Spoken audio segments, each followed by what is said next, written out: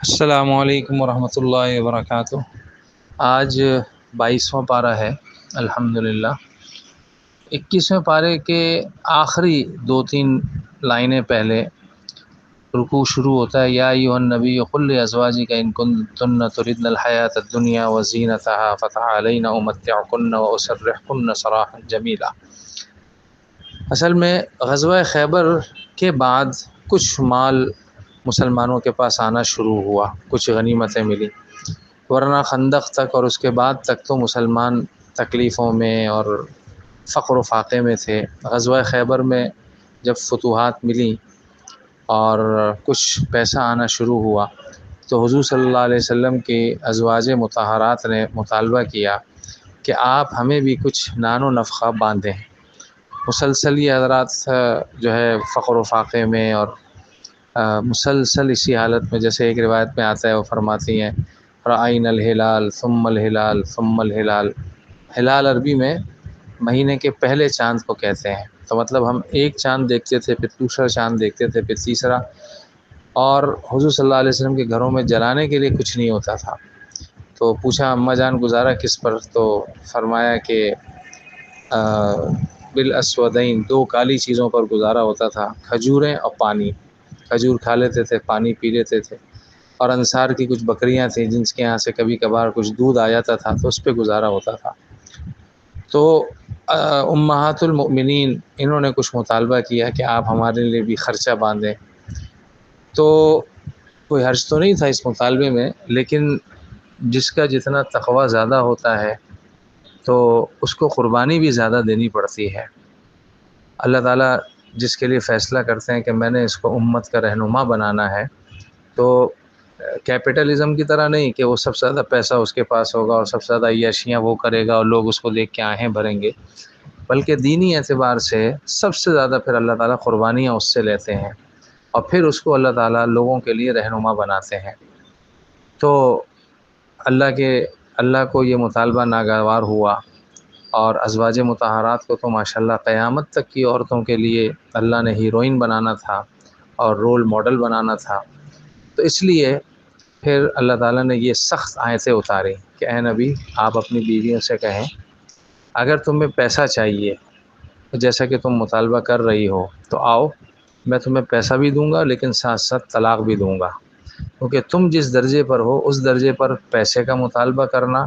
یہ تمہارے لیے مناسب نہیں ہے، کیونکہ تمہاری بنیاد پیسہ نہیں ہے، تمہیں تو قیامت تک کی عورتوں کے لیے نمونہ اور رول ماڈل بننا ہے۔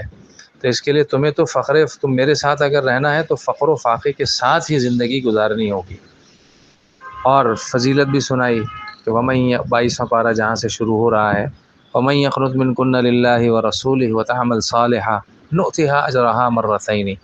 جو تم میں سے قناعت اختیار کرے گا، تقوی اختیار کرے گا، توکل کے ساتھ رہے گا تو اس کو دگنا اجر ملے گا،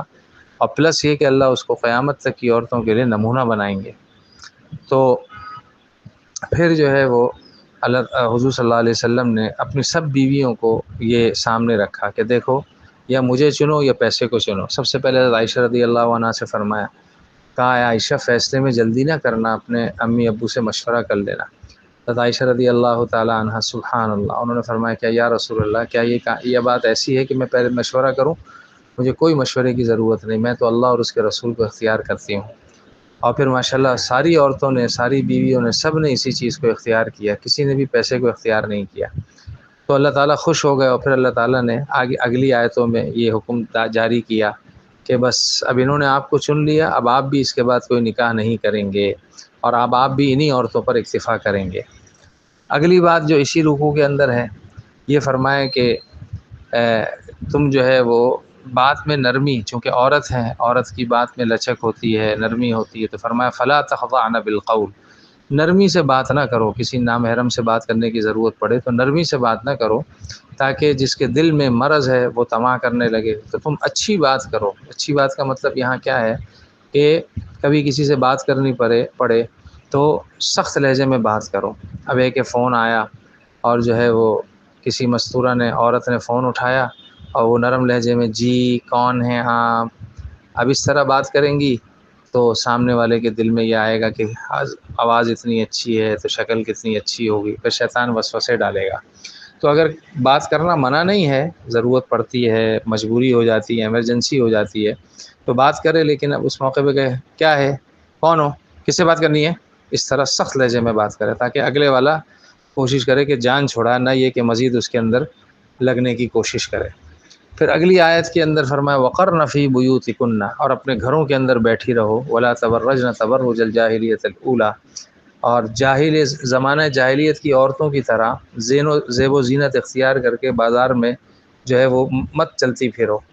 تو جاہلیت اولا سے سمجھ میں آتا ہے کہ ایک جاہلیت اولا کا مطلب پرانی پہلی جاہلیت، تو پہلا دوسرے کے مقابلے میں ہوتا ہے۔ تو علماء فرماتے ہیں آج وہ دوسری جاہلیت اخری ہے کہ جس میں عورتیں بن ٹھن کے باہر نکلتی ہیں۔ تو اللہ ہم سب کی حفاظت فرمائے۔ اس کے اندر عورتوں کو گھروں میں رہنے کے لیے حکم دیا گیا کہ جو ہے وہ بغیر ضرورت کے گھر سے باہر نکلنا جو ہے عورتوں کے لیے پسندیدہ نہیں ہے۔ حتیٰ کہ حضور صلی اللہ علیہ وسلم نے اپنے ازواج مطہرات کو حج کروایا اور فرمایا بس میں نے تمہیں حج کروا دیا، اب تم گھر سے باہر نہیں نکلنا۔ تو بعض ازواج مطہرات تو حج کے لیے بھی گھر نہیں نکل، حضور کے انتقال کے بعد نہیں گئیں، حالانکہ مدینہ مکہ سے کتنا دور ہے، ساری ازواج مطہرات مدینہ میں رہتی تھیں، لیکن وہ حج کے لیے بھی عورت کا جو ہے وہ پسندیدہ نہیں ہے۔ نفلی کاموں کے لیے بھی، عمرے کے لیے زیادہ جانا، چلو ایک آدھ دفعہ چلی گئی، لیکن بار بار نکلنا اور بار بار نفلی حج کا، یہ عورت کے لیے بھی پسندیدہ نہیں ہے۔ پھر اگلے رکوع میں 22 پارے کے اگلے رکوع میں اللہ تعالیٰ نے ان مومنات کا ذکر فرمایا، ان کی صفات کا ذکر فرمایا جن کے لیے اللہ نے مغفرت اور اجر عظیم کا وعدہ کیا ہے، اور یہ 10 صفات ہیں۔ ان المسلمین والمسلمات والمؤمنین والمؤمنات والقانتین والقانتات والصادقین والصادقات، پوری آیت ہے کہ مسلمان مرد مسلمان عورتیں، مومن مرد مومن عورتیں۔ اب مسلمان اور مومن میں کیا فرق ہے؟ مسلمان کہتے ہیں جو ظاہر میں اللہ کی فرما برداری کرے، اور مومن اسے کہتے ہیں جس کے دل میں پختہ یقین ہو اور دل کے ساتھ اللہ کی فرما برداری کرے۔ سمجھیں اسلام پہلا درجہ ہے اور ایمان اس سے اعلیٰ درجہ ہے۔ اور پھر قانتین والقانتات، عاجزی کرنے والے، اور صادقین والصادقات، سچ بولنے والے، صابرین والصابرات، صبر کرنے والے، خاشعین والخاشعات، یہ بھی اس کا معنی بھی عاجزی کرنے والے ہیں، متصدقین والمتصدقات، صدقہ کرنے والے، صائمین والصائمات، روزہ رکھنے والے، والحافظین فروجہم والحافظات، اپنی شرمگاہوں کو حفاظت کرنے والے، والذاکرین اللہ کثیرا والذاکرات، اور اللہ کا کثرت سے ذکر کرنے والے۔ یہ وہ مومن ہیں جن کے لیے اللہ نے اول وہلہ میں مغفرت اور اجر عظیم ہے۔ اللہ ہمیں ان سب میں سے بننے کی توفیق عطا فرمائے۔ پھر اسی رکوع میں اگلے صفحے میں اللہ نے حضور صلی اللہ علیہ وسلم کا نکاح حضرت زینب رضی اللہ عنہا سے کروایا، اور اس کی وجہ یہ ہوئی حضرت زینب قریش کی تھیں، ان کا نکاح شروع میں حضور نے اپنے لے پالک بیٹے حضرت زید سے کروایا تھا، لیکن دونوں کا مزاج الگ الگ تھا، بن نہیں سکی، تو حضرت زید سے حضور نے اللہ نے طلاق دلوا کے پھر حضور سے نکاح کروایا۔ اور اس حضور سے نکاح کرانے کی وجہ یہ تھی کہ عربوں کے اندر لے پالک کی بیوی کو سگے بیٹے کی بیوی کی طرح حرام سمجھا جاتا تھا۔ جیسے ایک آدمی اپنے سگے بیٹے کی انتقال کے بعد اس کی بیوی زندگی بھر اس کی بیوی اس کے لیے محترم ہے اور حرام ہے، تو ایسے ہی عرب لے پالک کی بیوی کے ساتھ بھی یہی معاملہ کرتے تھے۔ تو یہاں پہ اللہ تعالیٰ نے چونکہ ہماری جو شریعت ہے وہ انٹرنیشنل شریعت ہے، اور ہمیں سگے بیٹے میں اور لے پالک میں فرق ہے شریعت میں، تو اس فرق کو سمجھانے کے لیے اللہ نے حضور کا نکاح کرایا۔ حالانکہ حضور جو ہے وہ اس نکاح سے تھوڑے سے پریشان تھے، اور اللہ پاک نے یہاں پہ اس کا ذکر بھی فرمایا کہ اے نبی آپ پریشان ہو رہے تھے، وَإِذْ تَقُولُ لِلَّذِي أَنْعَمَ اللَّهُ عَلَيْهِ وَأَنْعَمْتَ عَلَيْهِ أَمْسِكْ عَلَيْكَ زَوْجَكَ وَاتَّقِ اللَّهَ وَتُخْفِي فِي نَفْسِكَ مَا اللَّهُ مُبْدِيهِ وَتَخْشَى النَّاسَ۔ اے نبی آپ لوگوں سے ڈرتے ہیں کہ اگر آپ یہ نکاح کریں گے تو لوگ آپ کو برا بھلا کہیں گے کہ دیکھو محمد نئی نئی باتیں ایجاد کر رہا ہے اور اتنا بڑا حرام کام اس نے کر لیا۔ وَاللَّهُ أَحَقُّ أَن تَخْشَىٰ، اللہ اس بات کے لائق ہے کہ آپ اس سے ڈریں۔ فلما قضا زید منها وطرا، جب زید فارغ ہو گئے تو زوجنا کہا، ہم نے حضرت زینب کا نکاح آپ سے کروا دیا، لکی لا یکون علی المؤمنین حرج فی ازواج ادعیائهم اذا قضوا منهن وطرا، تاکہ عام مومنین پر، قیامت تک کے آنے والے مومنین پر تنگی نہ ہو ان کے لے پالکوں کی بیویوں کے معاملے میں جب ان کے لے پالک ان کو طلاق دے دیں۔ وکان امر اللہ مفعولا، اور اللہ تعالیٰ جس کام کا حکم دیتے ہیں وہ تو ہو کے رہتا ہے۔ تو جیسے اس نکاح میں حکمت تھی، ایسے ہی بقیہ نکاحوں میں بھی بہت حکمتیں تھیں، کہ اسی وجہ سے آپ علیہ الصلوۃ والسلام سے کثرت نکاح منقول ہیں۔ اور پھر کسی مجلس میں عرض کروں گا، اگر ابھی میں نے سب عرض کیے تو پھر بہت لمبی تفسیر ہو جائے گی، اور ابھی تو دوسرا صفحہ ہے۔ پھر آگے تیسرے رکوع میں اللہ تعالیٰ نے حضور کو شادی کے معاملے میں کچھ اجازتیں دیں، رخصتیں دیں، جس میں سے ایک رخصت تو یہ تھی کہ عام مردوں کے لیے تو حکم ہے کہ وہ مہر کے ساتھ نکاح کریں، حضور کے لیے اجازت ہے کہ اگر حضور کوئی عورت آپ کو ہبہ کرے اپنا نفس اور مہر نہ لے تو آپ کو اجازت ہے کہ آپ یہ نکاح کر سکتے ہیں۔ اسی طرح عام آدمی کے لیے تو حکم ہے کہ جتنی بیویاں ہوں، 2 یا 3 یا 4، تو اس میں باری فرض ہے۔ حضور کے لیے باری کی ضرورت نہیں تھی، ترجی من تشاء منہن وتؤوی الیک من تشاء، تو حضور کے لیے باری نہیں تھی۔ یہ اللہ نے، کیونکہ آپ ایک بڑے کام میں لگے ہوئے تھے، تو اس لیے اللہ پاک نے یہ چند رخصتیں آپ کو عطا فرمائیں۔ پھر اس کے بعد آخری رکوع میں اللہ تعالیٰ نے فرمایا کہ انا عرضنا الامانۃ علی السماوات والارض والجبال فابین ان یحملنها واشفقن منها وحملها الانسان، کہ یہ جو شریعت ہے جو آج ہم جس پہ چل رہے ہیں، یہ امانت کو اللہ نے انسانوں سے پہلے آسمان و زمین و پہاڑوں کو پیش کی۔ تو انہوں نے کہا جی کیا ہوگا؟ تو اللہ نے فرمایا اگر پورا کرو گے یہ وعدے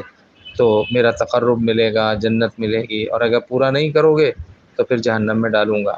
تو یہ سب ڈر گئے اور کہا نہیں نہیں اللہ، ہم جہنم میں نہیں ڈل سکتے۔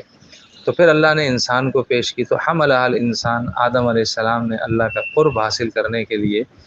اس امانت کو، یعنی اس شریعت کو اٹھا لیا۔ اور اب اس کا بدلہ یہ ہے کہ جو اس پر چلیں گے وَيَتُوبَ اللَّهُ عَلَى الْمُؤْمِنِينَ وَالْمُؤْمِنَاتِ، جو نہیں چلیں گے لِيُعَذِّبَ اللَّهُ الْمُنَافِقِينَ وَالْمُنَافِقَاتِ وَالْمُشْرِكِينَ وَالْمُشْرِكَاتِ، تو اللہ تعالیٰ ہمیں پکا مومن بنائے۔ پھر اس کے بعد سورہ سبا شروع ہوتی ہے، جس میں دوسرے رکوع میں داؤد علیہ السلام کا قصہ، سلیمان علیہ السلام کا قصہ اور قوم سبا کا قصہ ہے۔ داؤد علیہ السلام جو ہے وہ ان کے لیے آتا ہے النا لہ الحدید، ہم نے داؤد علیہ السلام کے لیے لوہے کو نرم کر دیا۔ کیوں نرم کیا؟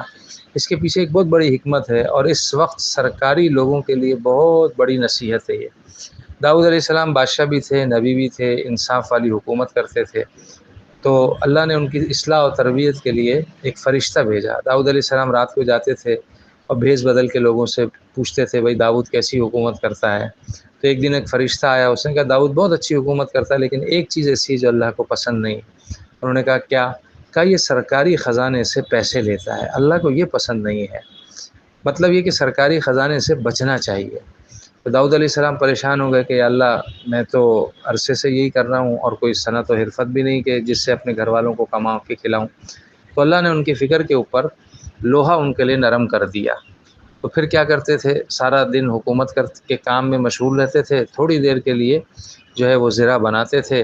اور جو لوگ جو ہے مہینوں کے اندر تیار کرتے تھے یہ منٹوں سیکنڈوں میں کر دیتے تھے، اور پھر اس کو لے جا کے بیچ دیتے تھے اور اس سے اپنے گھر کا خرچ چلاتے تھے۔ تو یہ اس وقت ہمارے سرکاری لوگوں کے لیے ایک بہت بڑی یعنی عبرت ہے کہ سرکار کا پیسہ جو ایک تو پرائیویٹ جاب ہے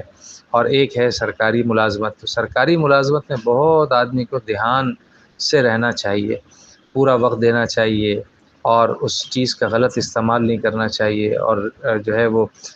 سفارش، رشوت کے بدلے رشوت لے کے سفارش کرنا، ایسی غلط حرکتوں سے بچنا چاہیے۔ تو یہ ایک بہت بڑی رہنمائی ہے سرکاری لوگوں کے لیے۔ پھر سلیمان علیہ السلام کا ذکر فرمایا کہ سلیمان علیہ السلام جنات ان کے لیے تصاویر بناتے تھے اور دیگیں بناتے تھے اور جناب بڑی بڑی چیزیں بناتے تھے۔ تو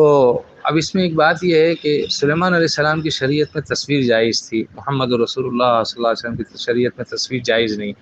اس کی وجہ یہ ہے کہ وہاں نبی نے آنا ہے بعد میں، تو اگر قوم گمراہ بھی ہوگی تو بعد میں آنے والے نبی اس کی تصحیح کر دیں گے، لیکن چونکہ حضور صلی اللہ علیہ وسلم کی شریعت میں نبی نے نہیں آنا، تو اگر قوم گمراہ ہو گئی تو پھر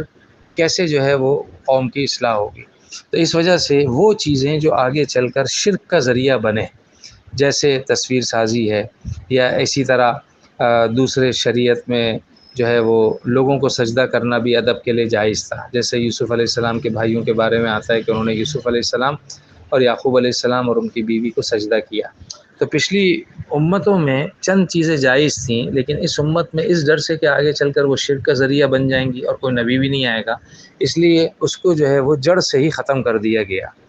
پھر آگے چل کے سلیمان علیہ السلام کی جو عجیب موت ہوئی اس کا ذکر فرمایا کہ موت کا وقت بھی آ گیا تھا اور جو تعمیرات تھی وہ مکمل نہیں ہوئی تھی، تو اللہ نے اس کی ترتیب یہ بنائی کہ سلیمان علیہ السلام کو حکم دیا کہ آپ اپنی عصا پر کھڑے ہو جائیں۔ سلیمان علیہ السلام کھڑے ہو گئے اور جناب اسی حالت میں ان کی روح کو قبض کر لیا گیا اور جنات کام میں لگے رہے، اور پھر کافی وقت کے بعد جب تعمیرات مکمل ہو گئیں اور وہ جو کیڑا ہوتا ہے جو لکڑی کو کھا جاتا ہے، دیمک، اس نے لکڑی کو کھا لیا، پھر جو ہے وہ سلیمان علیہ السلام گر گئے، تو اس سے جنات کو پتہ چلا کہ سلیمان علیہ السلام کا انتقال تو کافی عرصے پہلے ہو گیا تھا اور ہم ایسے ہی جو ہے وہ مشقت میں پڑے ہوئے تھے۔ تو اس سے ہمیں یہ بتایا گیا کہ دیکھو جنات کا علم بھی کامل نہیں ہے، اور جو ہے وہ جنات جن سے تم ایسے ڈرتے ہو یہ ایسی تمہارے جو ہے وہ تمہارا ڈر ہے، ورنہ وہ بھی کوئی ایسی چیز نہیں ہے۔ پھر اسی رکوع میں قوم سبا کا ذکر کیا گیا۔ قوم سبا یہ ایسی قوم تھی، ان کے باغات ایسے زبردست تھے کہ کہتے ہیں کھیتیاں تھیں، باغات تھے، اور جب یہ سفر کرتے تھے تو دونوں طرف ہریالی ہریالی ہوتی تھی، اور ہر طرف جناب پینے کا پانی، میٹھا پانی اور پھل اور میوے اور باغات۔ تو جب ان کا ایک آدمی سر پہ ٹوکرا رکھ کے چلتا تھا، مثال کے طور پہ سمجھاتے ہیں، اور دوسرے دروازے سے نکلتا تھا تو ٹوکرا بغیر کسی درخت کو ہاتھ لگائے پھلوں سے بھر جاتا تھا، اتنی برکتیں تھی۔ لیکن 13 نبی ان کی طرف بھیجے گئے، انہوں نے ناشکری کی، اللہ کی بات نہیں مانی اور نبیوں کی بات نہیں مانی، تو اللہ تعالیٰ نے ان کے باغات کو قحط آ گیا، اور جو ڈیم انہوں نے بنائے تھے، کہتے ہیں آج کی سائنس بھی اس کے اوپر حیران ہے کہ کیسے زبردست ڈیم بنائے تھے، اس ڈیموں کے اندر اللہ نے جنگلی چوہے، گدھے کے برابر بڑے بڑے چوہے پیدا کر دیے جو ڈیم کو اندر سے کترتے رہے، اور پھر جب ایک رات یہ سوئے تو ان کے ڈیم جو ہے وہ پھٹ گئے اور ڈیم جو ہے وہ بہہ گئے اور ساری ان کی آبادیاں برباد ہو گئیں۔ تو اللہ نے ہمارے لیے اس کا ذکر فرمایا کہ ہم ان کے واقعات کو سن کر نصیحت حاصل کریں۔ اور پھر سورہ سبا کے چوتھے رکوع میں اللہ نے مجرمین کا ذکر فرمایا کہ مجرمین میں بعض ایسے ہوتے ہیں جو بڑے درجے کے ہوتے ہیں، سردار لوگ ہوتے ہیں، بعض ایسے ہوتے ہیں جو محض اپنے سرداروں کی اتباع کر رہے ہوتے ہیں بغیر یہ سمجھے کہ حق کیا ہے۔ تو قیامت کے دن جب یہ اللہ کے سامنے آئیں گے، وقال الذین کفروا لن نؤمن بهذا القرآن ولا بالذی بین یدیہ ولو تری اذ الظالمون موقوفون عند ربهم یرجع بعضهم الى بعض القول، کہ سردار جو غریب ہیں ماتحت، وہ سرداروں کو مورد الزام ٹھہرائیں گے اور سردار جو ہے اپنی برات کا اظہار کریں گے۔ چنانچہ جو کمزور لوگ ہیں، یقول الذین استضعفوا للذین استکبروا، وہ سرداروں سے کہیں گے لولا انتم لکنا مؤمنین، اگر تم نہ ہوتے اور تم نے ہمیں دھوکے بازی میں مبتلا نہ کیا ہوتا تو آج ہم مومن ہوتے اور ہم جنت میں چلے جاتے۔ قال الذین استکبروا للذین استضعفوا، اب سردار ان کمزور لوگوں سے کہیں گے انحن صددناکم عن الہدی بعد اذ جاءکم، کیا ہم نے زبردستی تمہیں روکا تھا؟ ہم نے تو صرف تم سے جو ہے لارے لپے دیے تھے تمہیں کہ نہیں نہیں نبی تو غریب آدمی ہے اور اس کی بات مانو گے تو کوئی فائدہ نہیں ہے، بل کنتم مجرمین، اصل تو تم ہی مجرم تھے۔ تو یہاں پہ بھی اللہ پاک نے ہمیں بتا دیا کہ دیکھو خوب کوئی بھی بات آئے تو اس کو خود غور و فکر کرو، اپنے بڑوں کو مت دیکھو، بعض دفعہ بڑے بھی جو ہے وہ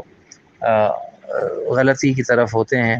تو صرف جو ہے اندھی تقلید آدمی کو نہیں کرنی چاہیے۔ پھر اس کے بعد سورہ فاطر شروع ہوتی ہے،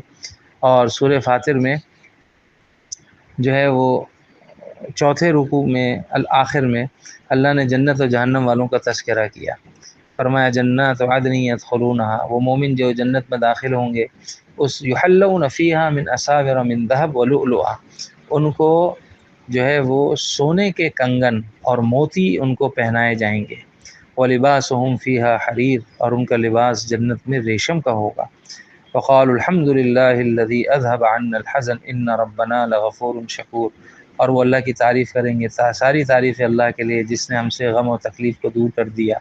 ہمارا رب تو واقعی بڑا قدردان ہے اور مغفرت کرنے والا ہے۔ الذي احلنا دار المقامۃ بفضلہ لا یمسنا فیہا نصب ولا یمسنا فیہا لغوب، کہ وہ جگہ کہ جس میں اس نے ہمیں اتارا اپنے فضل سے، جس میں ہمیں کوئی تھکاوٹ اور کوئی تکلیف نہیں چھوتی۔ اور دوسری طرف کافر ہوں گے، جہنمی لوگ ہوں گے، وہ اتنا تکلیف میں ہوں گے، تمنا کریں گے کہ کاش کہ ہمارا عذاب کم ہو جائے یا ہمیں موت آ جائے۔ فرمایا لا یقضی علیہ، نہ تو موت آئے گی فیموتوا ولا یخفف عنہم، عذاب بھی ہلکا نہیں ہوگا۔ پھر وہ کیا کریں گے؟ جہنم میں چیخیں گے ربنا اخرجنا نعمل صالحا غیر الذی کنا نعمل،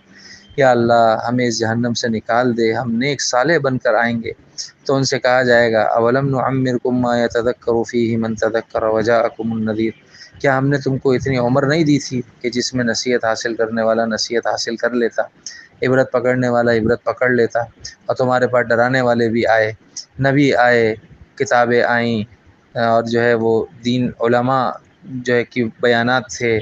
اور جو ہے وہ تبلیغ والے آئے تمہارے پاس تمہیں سمجھانے کے لیے۔ اور آج کل کے دور میں تو موبائل اللہ نے ایسا دے دیا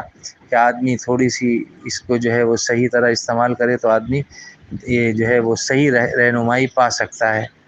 تو بہرحال یہ کہہ کہ پھر ان کو خاموش کروا دیا جائے گا۔